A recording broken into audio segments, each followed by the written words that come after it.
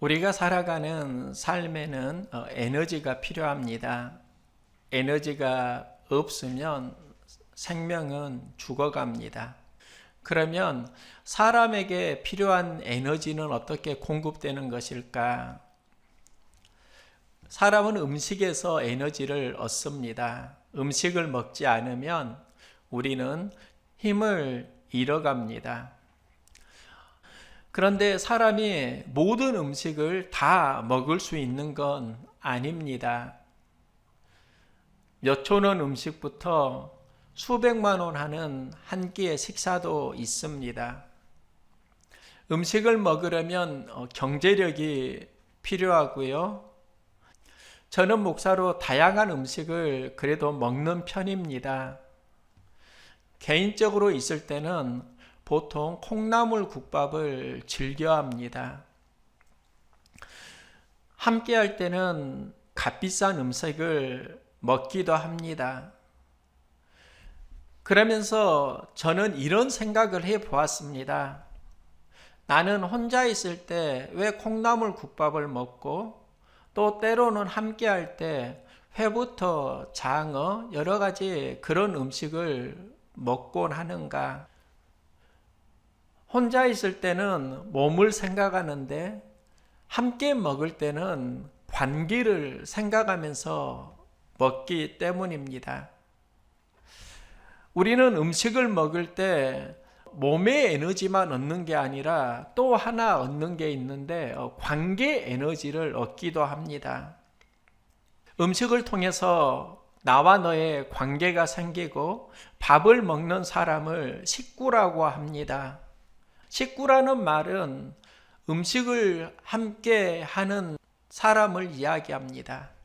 저는 음식을 먹을 때 경제적 비용에 따라서 음식을 선택하기도 하는데요.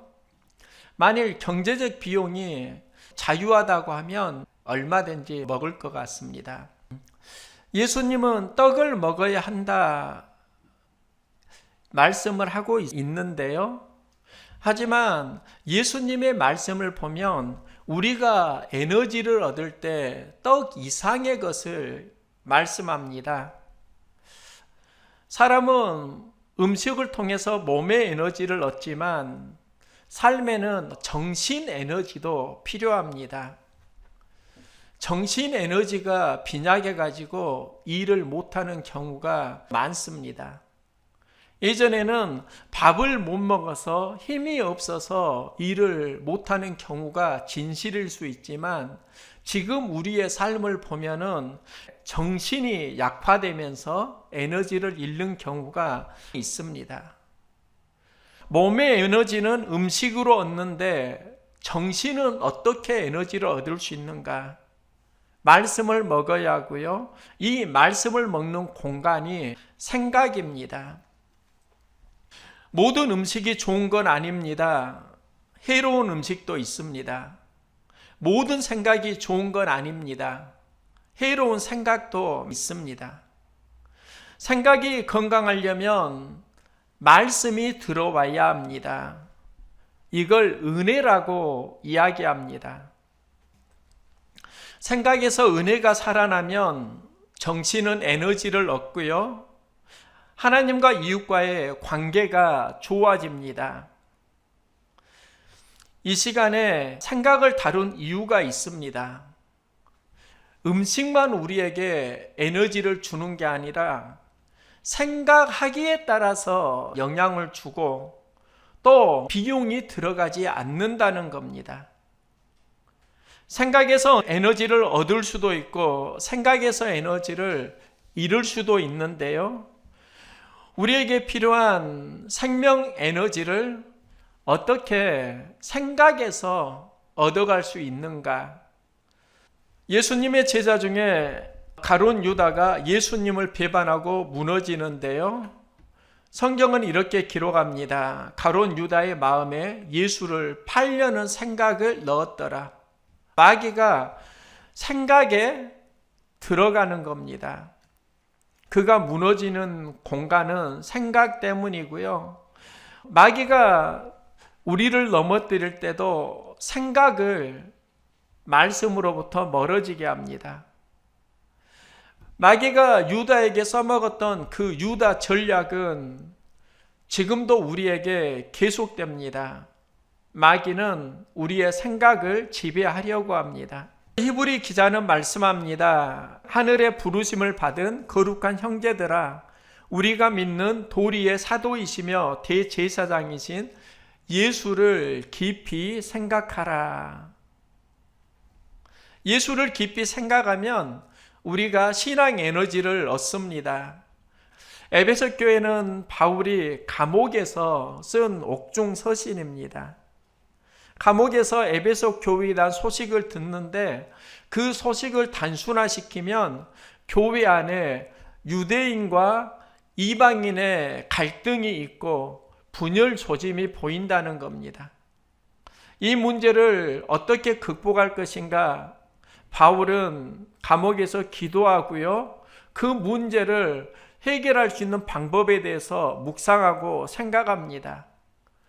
저는 에베소서가 서신이면서 바울이 기도한 기도 응답이라고 봅니다. 바울은 주님 주시는 마음을 에베소 교회에 전하는데 그러므로 생각하라. 왜 바울은 생각하라고 했을까? 생각에 따라서 문제가 막히기도 하지만 생각에 따라서 문제가 극복된다는 걸 바울은 깨달은 겁니다. 바울이 기도하고 깨달은 그 생각의 내용이 구체적으로 무엇인가? 바울은 에베소 교회에 편지하면서 그러므로 생각하라 말씀하는데요. 그리고 그 뒤에 전에 멀리 있던 너희가 그리스도의 피로 가까워졌느니라.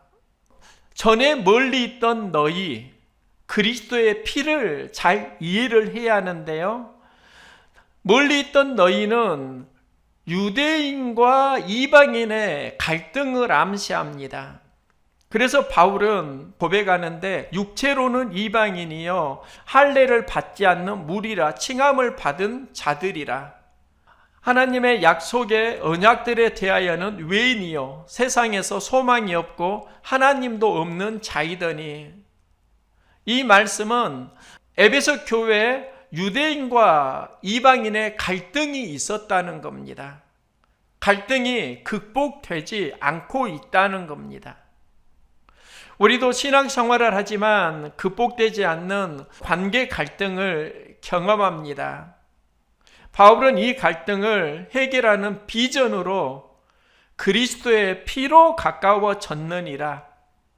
이방인과 유대인의 갈등, 율법의 갈등이 그리스도의 피로 가까워졌다고 말씀합니다. 그리스도의 피가 의미하는 게 있습니다. 먼저는 십자가를 의미합니다.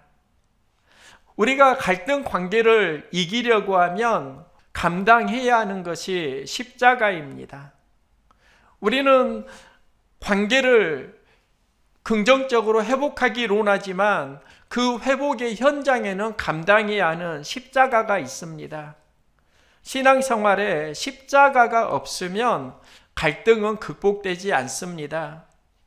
십자가를 감당하는 만큼 화목해지고 관계는 극복됩니다. 그리스도의 피는 우리를 구원하시는 하나님의 선물이고 그 선물의 내용은 구원입니다. 바울은 갈등 관계에서 감당해야 하는 십자가를 말하고 은혜를 베풀라 권면합니다. 갈등이 있을 때 그 갈등을 푸는 열쇠가 예수 그리스도의 피, 십자가를 감당하는 삶이고 갈등 생각을 은혜 생각으로 전환하는 힘이라는 겁니다. 우리의 삶에 십자가를 감당하고 은혜가 주도하는 삶이 열리기를 소망합니다. 바울은 그리스도의 피가 이룬 사역을 말씀하는데요. 그는 우리의 화평이신지라 둘을 하나로 만드사 온수된 것 곧 중간에 막힌 담을 자기 육체로 허섰다. 십자가로 이 둘을 한 몸으로 하나님과 화목하게 하려 하심이라. 그리스도의 피가 행한 사역은 화평하게 하는 사역이고, 이 화평이 온수된 것 중간에 막힌 담을 자기 육체로 헐었다. 나와 너의 관계가 온수가 되고 갈등이 있을 때 막혀있는 담을 육체로 헐었다. 바로 십자가를 통해서 하나님과 화목을 이루게 하셨다, 이 말씀입니다. 독일의 여성 작가 브리타 테켄트럼이 있습니다. 그가 빨간 벽을 썼는데요, 이 빨간 벽의 내용이 어린이 동화이면서 저에게 참 흥미로웠습니다. 빨간 벽 안에 다양한 동물들이 삽니다. 이때 생쥐는 항상 빨간 벽을 보고 살아왔는데 어느 날 질문을 합니다. 이 벽이 왜 여기에 있을까? 이 벽 너머에는 무엇이 있을까? 질문을 합니다. 그때 그 동물들은 자신이 가지고 있는 빨간 벽에 대해서 각자의 생각을 말합니다. 야옹이는 아무도 들어오지 말라고 빨간 벽이 있다. 늙은 곰은 옛날부터 있었어. 여우는 너는 왜 궁금한 게 그렇게 많아? 그냥 벽을 그대로 받아들여. 빨간 벽이 존재하는 것에 대해 관심을 가지지 않습니다. 그저 빨간 벽이 있다는 것만 그들은 알고 거기에 익숙하게 살아갑니다. 그 빨간 벽은 그들의 삶을 지배합니다. 그런데 어느 날 그 빨간 벽을 넘어서 파랑새 한 마리가 날아옵니다. 파랑새는 자신이 본 빨간 벽 밖의 세상에 대해서 이야기를 하는데, 그 빨간 벽 안에 있는 모든 동물들은 그걸 믿지 않습니다. 생쥐만 파랑새를 따라서 벽을 넘어가고요, 벽 밖에 있는 새로운 세상을 봅니다. 여기에 굉장히 인상적인 대사가 있습니다. 생쥐가 벽 안에 사는 친구들에게 자신이 본 것을 알려주려고 할 때 파랑새가 말합니다. 아직 준비가 안 됐을 수도 있어. 이 대사가 많은 것을 생각하게 했습니다. 우리가 무엇을 들을 때 준비가 안 되어서 들리지 않는 경우가 많이 있다고요. 인생은 준비가 안 되면 복음이 들리지 않습니다. 말씀을 들을 때도 준비된 만큼 들립니다. 우리는 무엇을 들으려고 하면 준비된 마음을 품어야 합니다. 마음을 준비하기 위해서 때로는 기도해야 합니다. 또 하나의 대화가 있는데요, 생쥐가 다시 예전에 있는 곳을 보았을 때 벽이 보이지 않는 겁니다. 벽이 사라졌네? 그때 파랑새가 하는 말이 있는데요, 벽은 처음부터 없었어. 처음부터 없었는데 그러면 왜 그 안에 있는 모든 동물들은 그 빨간 벽을 보면서 살았을까? 여러 해석이 있을 수 있지만 작가가 말하고자 하는 건 사람마다 생각에서 어떤 벽을 만들어 가고 있다는 것을 전하는 게 아닐까? 그 생쥐는 생각이 열리면서 막혀있던 빨간 벽은 지워지게 됩니다. 그러니까 빨간 벽이 안 보이는 거지요. 우리 인생의 벽은 외부 환경에도 있지만 보다 본질은 우리 안에 있다는 겁니다. 독일은 과거에 동독과 서독으로 나뉘어진 분단 국가였습니다. 베를린 장벽은 분단의 상징이었고요. 그 베를린 장벽이 무너지면서 동독과 서독이 독일로 하나가 되었습니다. 베를린 장벽이 어떻게 붕괴되었을까 자료를 찾아보았습니다. 이 과정에 만난 기사가 있는데요.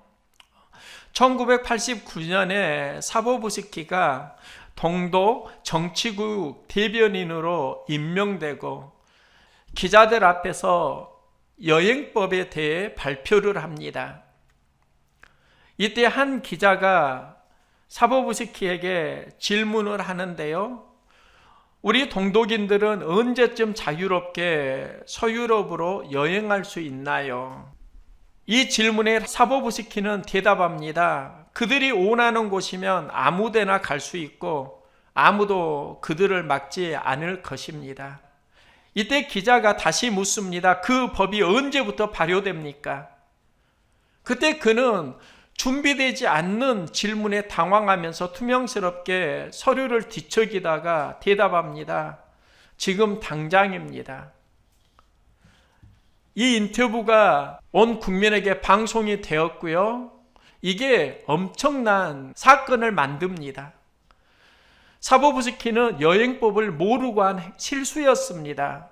동독 정부는 새로운 여행법을 발표하는데 그 내용은 여권 발급 기간을 단축하는 것이 전부였습니다.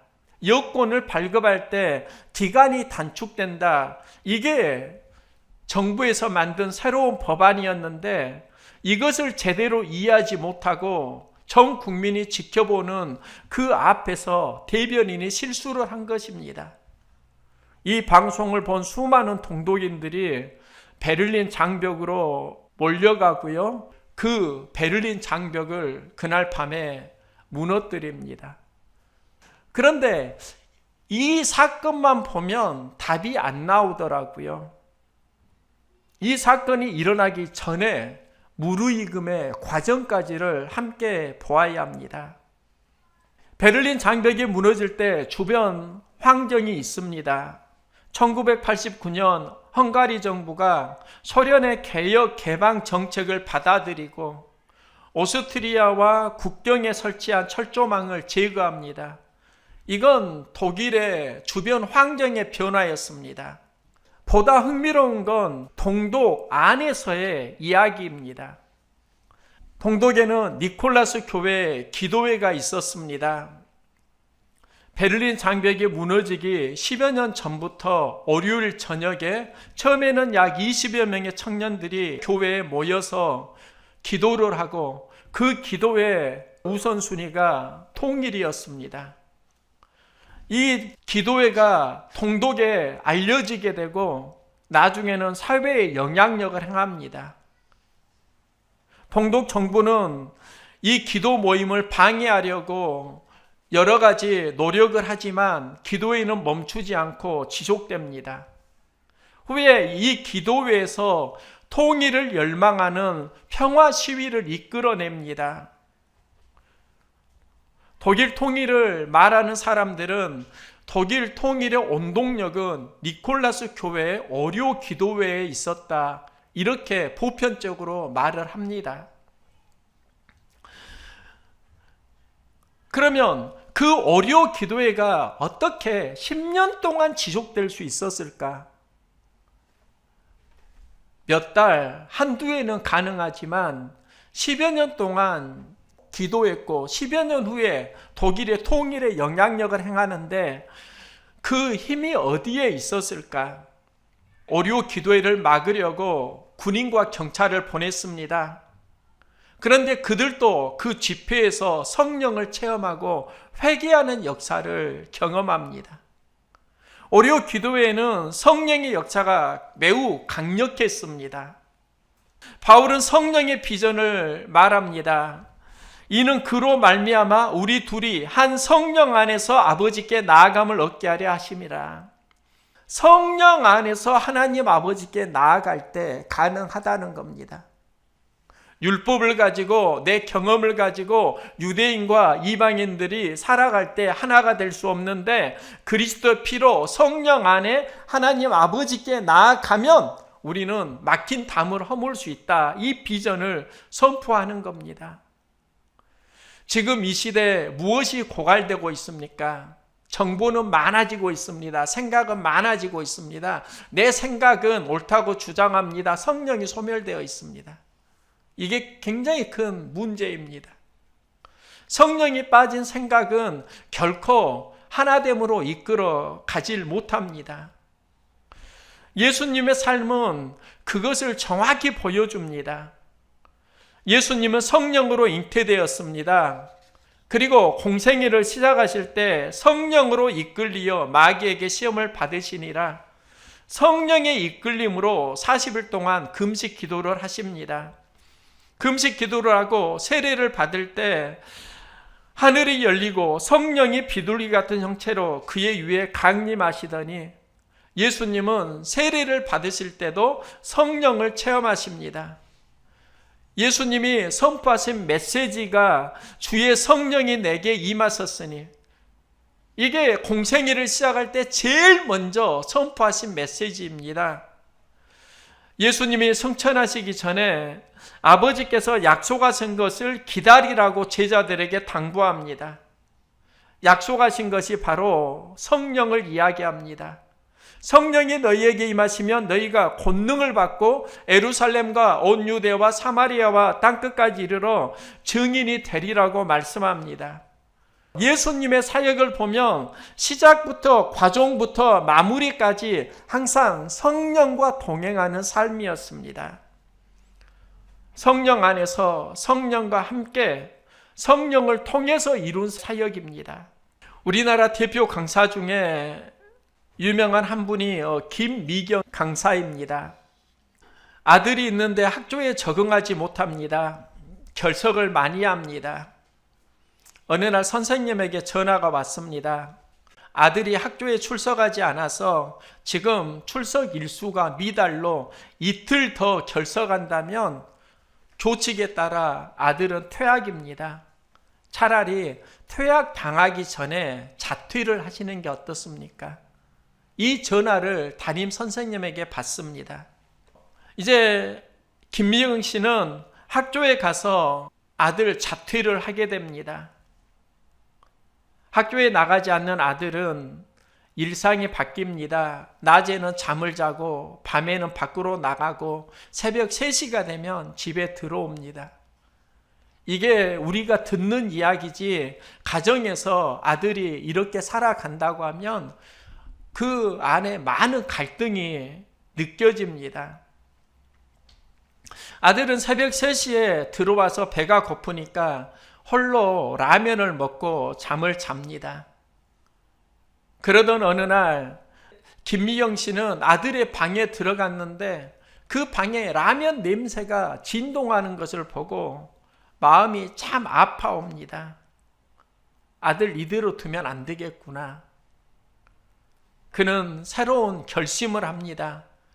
내가 새벽 3시까지 아들을 기다렸다가 그에게 밥을 차려주리라.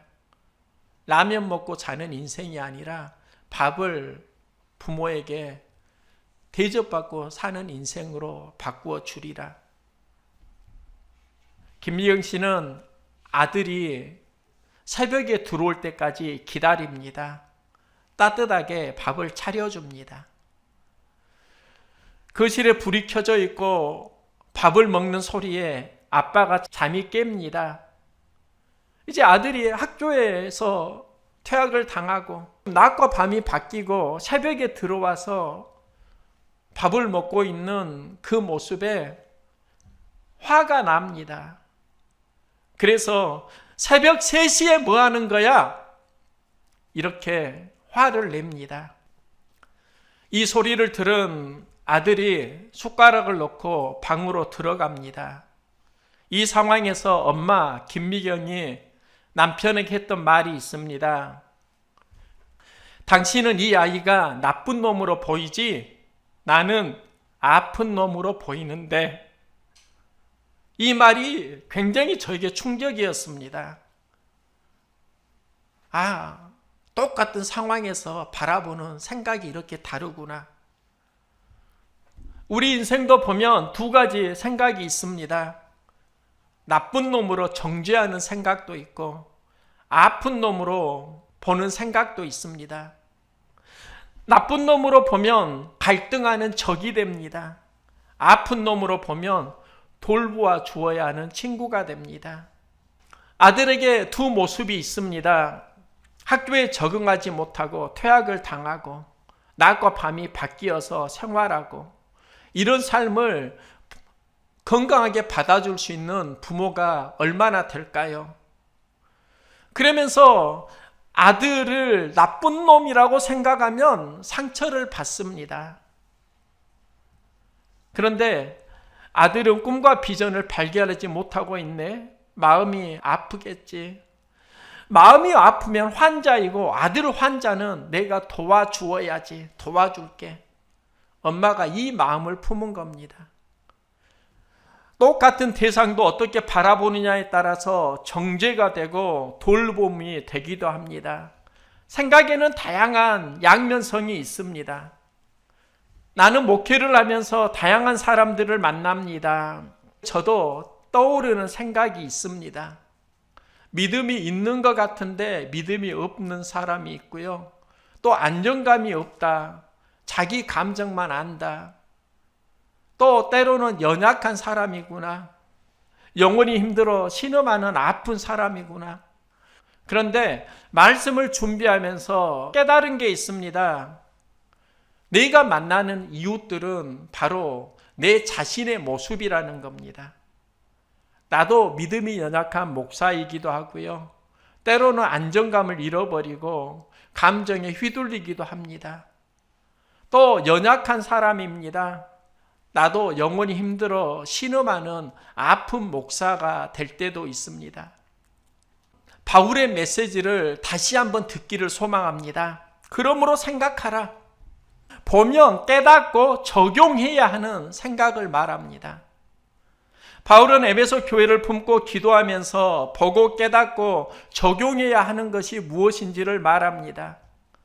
바울은 보았습니다. 교회 안에 이방인과 유대인의 갈등이 있고 복음과 율법의 갈등이 있다는 걸 보았습니다. 깨달은 게 있습니다. 하나님은 화평을 원하고 이 막힌 담을 허물어야 하는구나. 그러면 어떻게 이 문제를 극복할 것인가? 바울은 그 현장에 적용합니다. 그리스도의 피를 생각하라. 율법으로 막힌 담을 그리스도의 피가 허물었습니다. 그리고 이 과정에 성령의 인도함을 받으라. 이것이 바울이 말하는 그러므로 생각하라입니다. 여러분의 삶 가운데 그러므로 생각하라가 살아나기를 소망합니다. 그리스도의 피를 생각하십시오. 삶의 현장에 십자가를 적용하는 삶입니다. 여기에서 마음속에 있는 막힌 담은 허물어집니다. 우리의 생각은 성령이 인도하면서부터 하나님께 이기는 삶으로 전진하게 됩니다. 누구나 힘들고 어려운 막힌 담의 생각이 우리 안에 존재하고 환경에도 찾아옵니다.